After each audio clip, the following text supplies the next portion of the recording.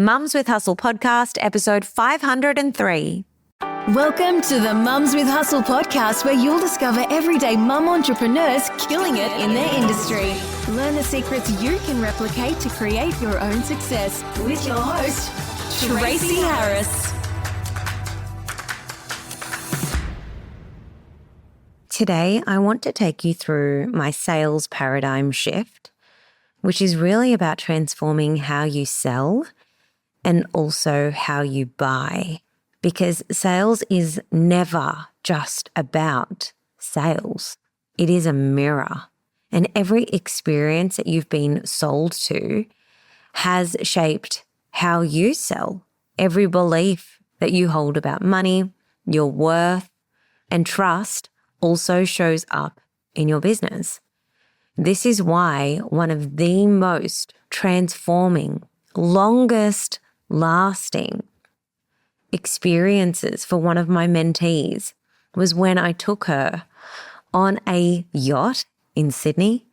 I wined and dined her, told her the dress code to look fancy and expensive, served her with waiters and waitresses holding silver trays. And in that moment, she looked up at me and she said, I am forever changed. I like expensive and I want to create expensive for my people. It was an instant shift. And that was something that didn't come from sitting in an online course, going through the modules, doing the lessons, filling out the worksheets. It came from allowing herself to be sold to in a way that she likes to experience being sold to. And it altered at a belief level what she believes about selling, how she chooses to sell, what she believes about money and worth. And it's had lasting ripple effects in her business for years. Now, when I say that I love being sold to, I mean it. When I want something, I don't care if it's an almond croissant, I love those, or if it is a really stunning dress, or if it is a new property that we're investing in. When I want something, I want it. I desire that thing. And it feels really exquisite to be sold to and to be able to say yes. It feels really good. Now, there was a time where it didn't. There was a time where I would talk myself out of purchasing the things that I really wanted, that I desired, that gave me excitement or that would make life easier. I just always felt guilt. And so I didn't like being sold to. So that's the first piece. Now, I also really enjoy a well-written sales email, even though I know exactly what is happening. Because I teach this stuff, right? So I can see the psychology, I can see the structure, and I still revel and dance in it because if it's something that I want, then I want to be moved into saying yes and claiming it for myself. And when it is done with intention, a sales interaction feels like an invitation that I get to choose. So guess what? I also really like upsells because they make me feel seen. It's really cool. Even when you go to a place, say it's an experience. I recall a time that we took our children to the Blue Mountains and we did a couple of the experiences at the Blue Mountains that you can do. Maybe I think it was like some kind of dinosaur valley walk thing. And we had to purchase tickets. And then when we got there were all these upgrades that we could take. And I just looked at Carl and I said, I really like this. I like being given the options to upgrade. I expect it now. Like if I can enhance our experience or skip the queue or get some kind of, enhancement, I'm taking it. I like it. And I'm kind of annoyed when there isn't an option to upgrade. And so, because of that, because I like it, guess what I do? I'm able to offer it and make it feel really special and make my people feel seen because the right upsells makes me feel seen. Now, another thing that I like is I like paying in full because there's something about it. And there have definitely been times where I couldn't, okay? But where I can, I'll always stretch myself to do that because energetically, I feel like I'm all in. I am locked in. I'm promising this transformation to myself. I'm not 1 foot in, 1 foot out. I'm not testing something with the intention of bouncing out of there if it's not easy or, as soon as I run into difficulty. No, I'm locked in. I'm committed and I am choosing me. So energetically, I just feel already transformed, like the transformation's already taking place. It's exciting, I should say. I like, therefore, designing and putting together intentional customer journeys. And I like when I can tell that someone has done that for me and I'm going through one of those. They feel thoughtful. They feel considered. They feel curated. They feel supported and not just generic. Now, what I don't like when it comes to sales is when it is a very awkward one-way exchange where the energy exchange feels off. It is okay and it is good to pay money when you know that you're going to get the energy given to you, right? But when someone assumes that I can't afford something and then holds back from maybe giving me the upsells or telling me about a different package, that's annoying. And heaven forbid I find out because what I see is their scarcity, them shopping with their own wallet and not mine because I don't move like the typical person. And what I don't like is also when someone rushes through the sale or rushes through the offer like it's shameful, like they just want to get it over and done with. Like selling is a dirty thing. No, the product I was ready to buy in that instance suddenly feels less worthy of my desire. And it opens up this zone of doubt where I now am questioning the worth of the thing that I just desired just a few minutes ago. But because you rushed through the sale and you couldn't even take the time to speak with conviction about it, now I'm doubting it. Now I'm actually not interested. So you've lost me. When I'm being sold to, but the person selling never asks me any questions and doesn't care to hear about my answers, I don't like that either. I feel really dismissed. That's not selling. That's disconnection.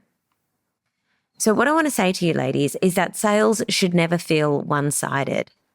Selling gets to feel great for you as the person that is selling and for the potential customer or client. A great offer and a well-crafted customer journey feels valuable and worth it to both parties. Now, I am a good steward of my money. At least I'm trying to be. And I'm constantly educating myself of how to be. But even with that, I've got to be very discerning over who I'm letting speak into me and where I'm getting my guidance from, because that individual is only going to be giving me guidance from their limited experience and from their belief system. You can go to an accountant and you can get some advice, but if that person's money mindset shares a money philosophy that isn't a match for what you want to create in your life, guess what sort of advice they're going to be giving? Everyone carries their own bias, right? Anyway, I am digressing. I am a good steward of my money. I'm not stingy, but I am responsible. And so when you're selling to me, guess what I'm doing? I'm listening to your words, but I am listening to your energy more. And I can see it. I can sense it. I can feel it. And it tells me absolutely everything that I need to know. And the same can be said about your audience, your people. There's the words that you're saying, and then there's how you're saying it. With your body language, with your voice, with your energy, with your belief, if it's there. And if it's not, they're picking up on that too. So let's talk about the paradigm shift. Because how you think about selling is determined by how you relate to yourself. Number one, write that down. If you've got a notebook, write down. Paradigm shift. Number one, how you relate to yourself. Number two, how you relate to others who are selling. And number 3, how you relate to the world. This is the sales paradigm shift. So let's start with the self. Number 1, because selling starts with you. Would you buy your own offer at full price if you heard and saw and witnessed yourself selling it? Would you be moved to a yes over yourself, over your own product or service? And would you be moved with a yes that feels like certainty and excitement? Or are you feeling a little apprehensive and doubtful? Because your first sale is always to yourself. If you are unconvinced, then your energy is speaking louder than your sales pitch and louder than any Instagram caption that you could write, no matter how clever ChatGPT is. Your first sale is always to yourself. And when you aren't buying it, no one else is. And this is when we've got women walking around, asking permission, checking everything over with their husbands, no matter how lovely he is. Like, should I invest in this? Oh, there's this thing that I want to do. Like, no. You need to believe in you. You need to believe that anything that you're investing in, you're going to be able to make that back because you have got a home run offer. And if you don't have a home run offer, then you need to learn how to build it into one. And then it becomes a no-brainer that, of course, it's a home run offer. You're going to be able to sell that thing now. But it starts with you. How convicted are you by your ability to do the thing that you are wanting to do? Do you believe in you? Do you believe in your offer? That's the first thing. Selling starts with you. All right, let's move on to number 2, which is others and the relationship that you create. Because sales is an interaction between equals. Remember when I was talking about the energy exchange? It can't feel one-sided. It can't feel off. Sales is an interaction between 2 equals. And when you approach sales from scarcity or fear or desperation to just, take that client on, who cares, whatever, discount your prices, do all the things, taking on nightmare people, or when you make assumptions about what your audience can afford or what they even want, you've already lost the game. So often, my mentees are making assumptions about what their audience is willing to pay for something, or about the simplicity of the delivery method that they're willing to take up that offer. For example, why are we dragging things out to being a 6-month course and thinking that, okay, now we get to charge more for that when we could just deliver the thing to people in, a 5-day self-paced training? They'd actually pay more for that because you're getting them there quicker. We cannot approach sales from scarcity or fear, and we cannot make assumptions about our audience and what they can afford or what they want. We need to be moving with facts. What you don't know or what you can't measure, you can't improve. So for some people, it's like, how are you measuring these things? All right. When you approach sales from service and from love and from wanting to be a difference maker and from respect, then you create safety for your buyers to choose powerfully. I don't want people coming into my programs because I bullied them into doing it. That doesn't feel good for me. I want to, if I'm sending sales emails or if I'm creating launch experiences or putting content online, I want people to be informed buyers. Yes, I'm going to use some scarcity strategies in there, like deadlines for when doors close or bonuses for people who jump in early. Those things really are important because they do move people to a buying decision. Otherwise, people sit in limbo, toing and froing, will I or won't I? But at the same time, if someone's not ready, they're just not ready because I know how you're going to show up in the program. And I'm not here to drag anybody in the same way as you're not there to drag your customers or your clients to the finish line. It's exhausting. So we want to sell from a place of love and service and respect and dignity and create safety for buyers to move into being an informed and empowered yes or an empowered no and being okay with that.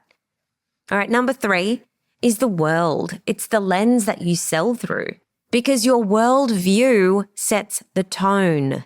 If you believe that people aren't buying right now or money is scarce, then guess what? Your energy confirms it. You only need to come across one person that's not experiencing that.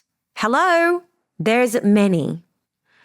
In order for you to know, okay, actually, that's not true. How many times do we hear things like, oh, people don't attend live webinars anymore, or people don't want to buy online courses anymore, or, XYZ, people aren't buying anymore. In this economic climate, this isn't happening, and that's not happening. That is an example of a worldview. Now, be very careful of the worldview that you choose to adopt, and be very discerning over the company that you keep and the conversations that you allow yourself to sit in or participate in with people who share worldviews that are not healthy, and they're not a match for what you're trying to create. If you see sales as a natural, abundant exchange of value, and if you place yourself in circles and containers and in friendships where that is a shared norm within the collective, then you begin to open doors and you begin to make selling easy. So yes, I love selling. I love selling because I get to create an experience that feels deeply considered. I get to listen closely. I get to read between the lines. I get to design offers that feel like they were made for the woman in front of me, for women like you. I get to invite someone into a decision that expands them rather than pushing them into one. I get to name my price with certainty and conviction, and I get to let them feel into their own power to say yes or to say no. I get to weave energy and service and strategy together to create a moment that feels alive, like a nice experience to be a part of. Selling is not a script. It's not a pressure tactic. It's not gross or icky. It is an exchange. It's a conversation. It's an invitation. It is service. It's an energetic handshake that says, I see you. I know what you want. This is for you. Come and get it if you want. And so when you start to shift your sales paradigm, which is just a set of beliefs that you have around selling, again, it is beliefs around yourself, beliefs about others, and beliefs about the worldview when it comes to selling, okay, then sales becomes an act of leadership. And it's not about pushing and persuading and proving. And you stop chasing and you start creating equal exchanges of power and value and trust. And that's when it feels really good. Now, inside of Freedom-Filled Business, we talk about selling inside of our sell it pillar. Inside of the Freedom-Filled Business pathway, there are 3 pillars. Pillar 1 is build it. Pillar 2 is sell it. Pillar 3 is lead it.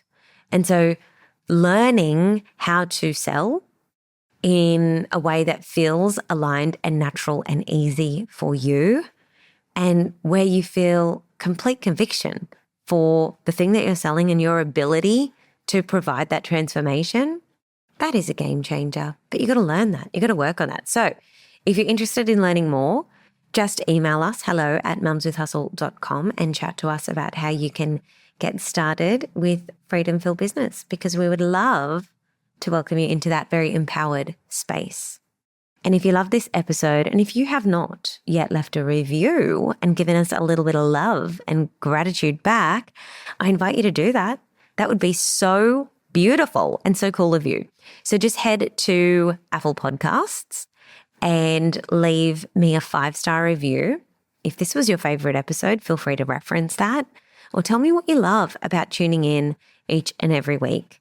Because what it does is it helps to multiply the reach of this podcast. And I'd be so grateful for that. And so would any other woman that is praying for a resource like this, but she hasn't yet found it. You get to make that be possible. So please head on over, leave me a 5-star review, tell me what you love about it, and always leave your Instagram handle, because sometimes I like to surprise people and send them something fun in the mail, something physical in the mail. But I can't do that if you don't give me an Instagram handle. All right. Until then, I'm going to leave it there, and I'll see you back on the podcast next week. Take care.